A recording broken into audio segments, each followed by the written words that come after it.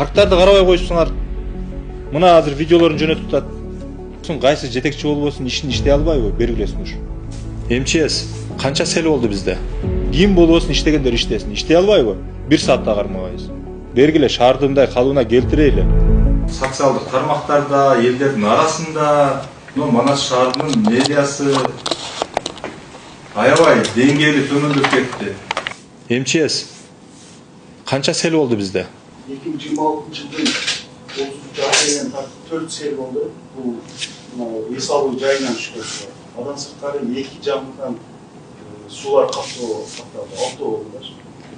Курорттон түшкөнбү? Курорттон түшкөн 4 ирет түшүп калды. Ал жакта жанагы сел лавышка бар эле го, эмне болду ал? Иштебей атабы?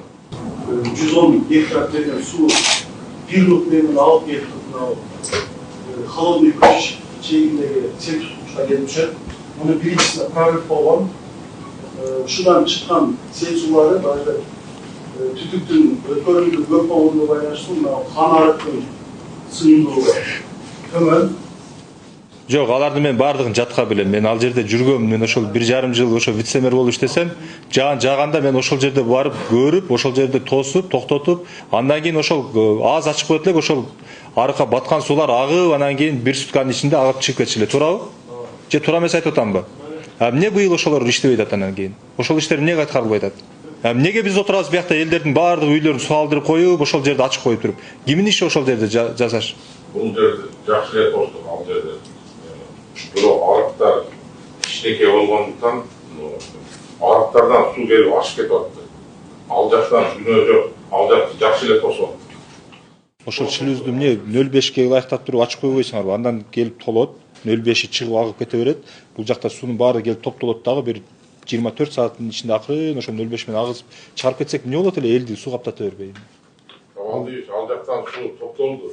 Ал жактан өткөн жок. Башка жаңыр, башка жактан келди. Ал жакты тостук, значит болду. Зеленкоз кураган даракты албайсыңарбы? Урматтуу кыргыз эли, мен Айшоланын мамасы болом. Азыркы учурда Айшола кызыма операциясына көп суммадагы акча керек болуп жатат. Түркия мамлекетине келгем, бир аз да болсо тыгынчык болсун деп, акча топтойм деп, кызыма жардам берип коюңуздарды суранам. 30.000 AQSh доллары дейт. Аутологичный трансплантация стволовых клеток деп башына.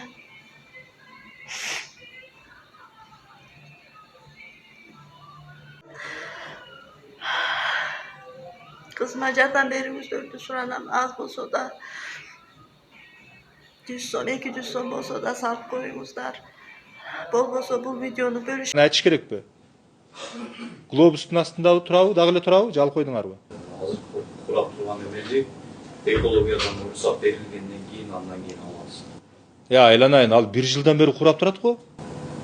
Азыр бизге экология заключение берилет, уруксат берилет. Канча убакыт керек?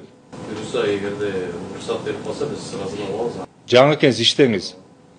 Азыр сизге шаардын аймагында бүт курган дарактарды алгыла. Иштеткиле да. Техникаларды Зеленкоз жаңылаганбыз, туурабы? Вышкалары бар. Иштегиле да, көчөгө чыгып иштегиле да. Мына 1 жылдан бери турат, алып коюш керек да анын бардыгын.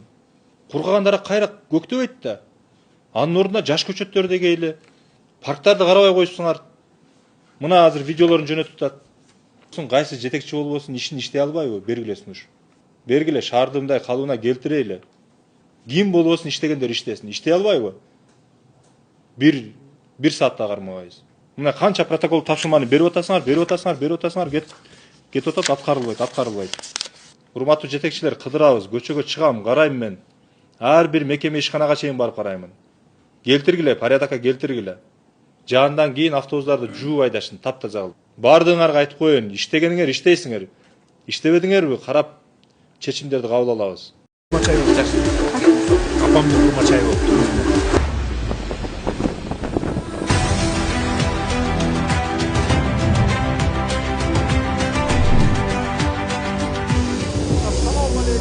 Hoş geldiniz Prezident Mırza.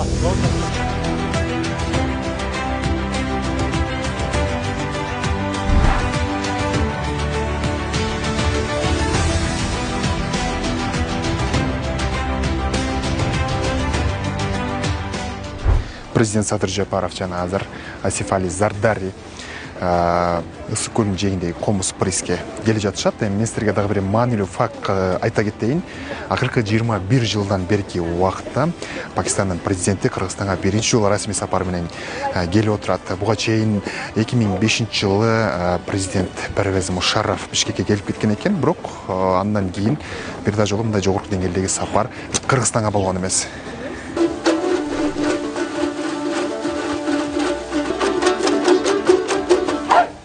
Inside your office. Yes. I shall put it in the room. Азыр Пакистандын президенти Асифали Зардари жана президент Садыр Жапаров улуттук комуз гүлөрүн уккан соң азыр улуттук даамдарды сызууда. Бул болсо курма чай.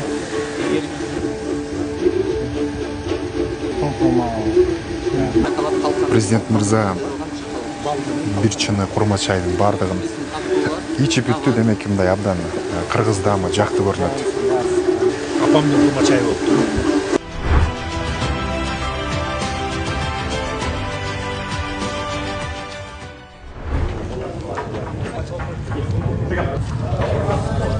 Июль Чолпон Ата шаары Пакистан Ислам Республикасынын президенти Асифали Зардарини расмий тосуп алуу үчүн Рухордо маданий комплексинде даярдык күч.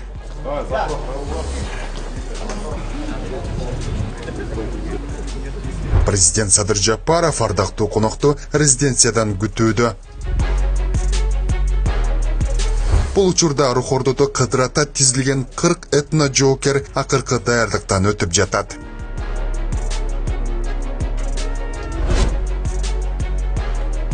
Асифали Зардари өлкө башчы менен амандашып эле ала тоого суктанганын жашырган жок.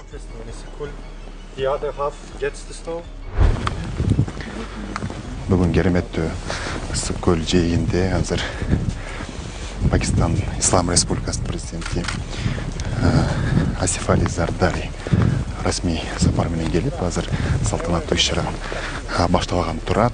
Эске салсак, эки лидер жыл айланбай экинчи ирет көрүшүүдө. Буга чейин болсо өткөн жылдын декабрь айында президент Садыр Жапаров Пакистан Ислам Республикасына мамлекеттик сапар менен барган болчу. Азыр болсо лидерлер резиденциядан Рухордо маданий комплексине бет алышууда.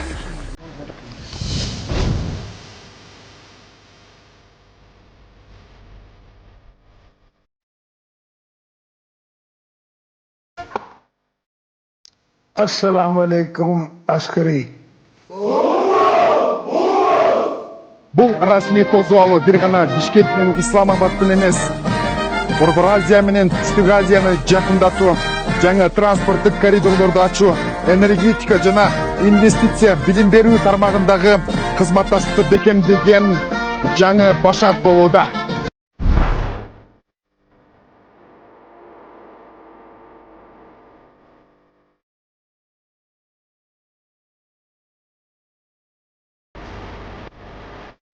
Бул сапардын кульминациясы тараптар сүйлөшүүлөрдү өткөрүп, эки өлкөнүн саясий, соода, экономикалык жана транспорттук логистикалык кызматташтыгын кеңейтүү маселелерин талкуулады. Мамлекет башчысы Кыргызстан Пакистанды Түштүк Азиядагы ишенимдүү жана артыкчылыктуу өнөктөш катары баалай турганын белгиледи. 2025 жылдын декабрь айында Исламабад шаарына болгон мамлекеттик сапарымдын алкагында орун алган биздин мазмундуу сүйлөшүүлөрүбүздү өзгөчө жылуу маанайда эстейм. Ошол жолугушуулар Кыргыз-Пакистан мамилелеринин жаңы барагын ачып, өз ара саясий ишенимди бекемдөөгө жана кызматташтыкты жандантууга негиз түздү. Кыргызстан Пакистанды Түштүк Азиядагы ишенимдүү жана артыкчылыктуу өнөктөшү катары карайт. Кыргызстанды ошондон бери жакшы элестери менен калган абдан кооз өлкө. Мындан ары дагы мүмкүнчүлүктөрдү пайдаланып, башка өлкөлөр менен мамилелерди түзүп, сиз айткандай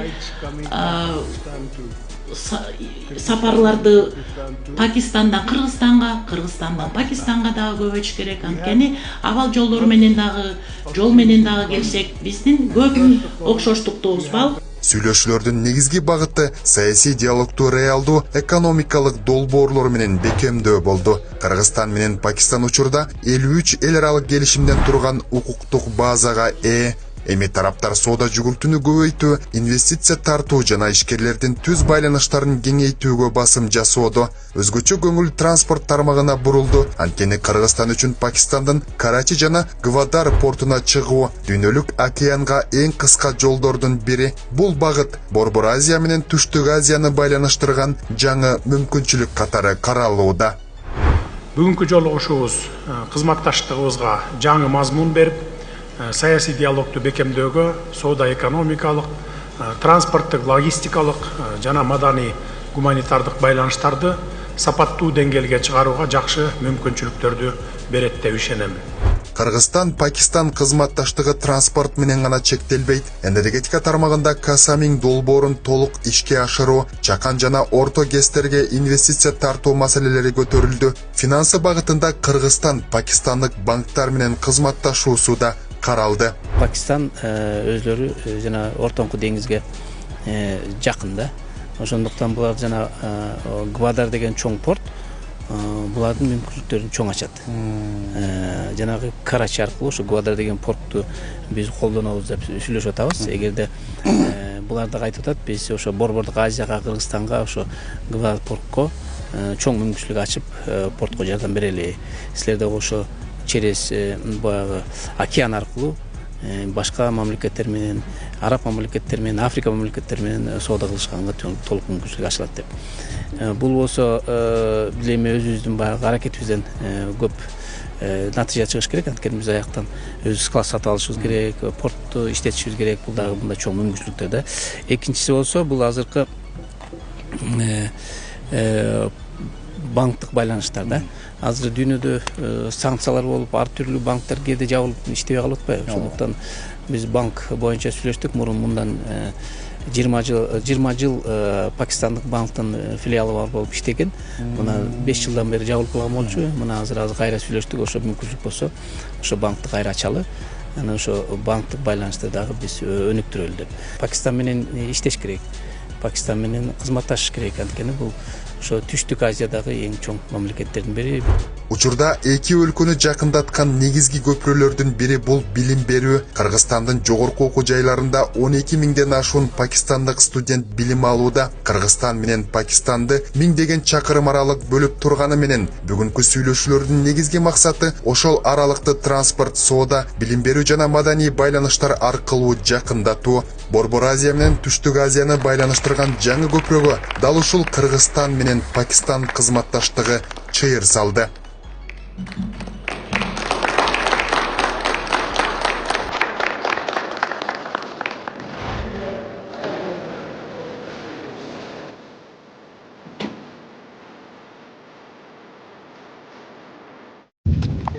Азыр ушул эки тараптуу, көп тараптуу жолугушуулардын расмий бөлүгү жыйынтыкталды. Эми болсо эки лидер азыр эки лидерге арналган атайын маданий программа бар. Бул болсо Номад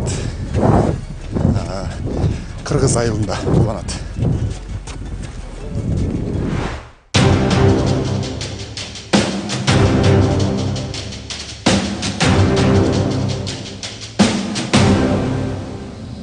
Ошентип эки лидерге Ысык көлдөгү Номад амфитеатрында уюштурулган этно-маданий программа тааныштырылды. Конокторго салбурун өнөрү, төкмө акындардын айтышы, ошондой эле көчмөндөрдүн жашоо турмушун жана улуттук кол өнөрчүлүгүн чагылдырган көргөзмөлөр сунушталды.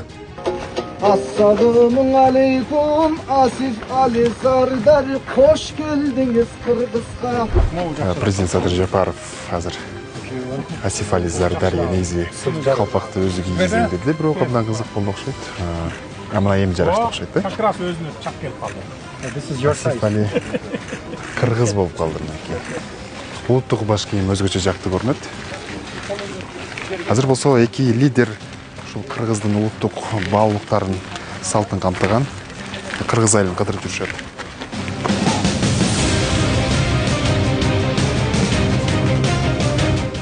Этно-маданий программа жаатуу, ат үстүндөгү өнөр көрсөтүүлөрү, алгыр куштар менен аңчылык жана тайгандардын жарышы менен жыйынтыкталды.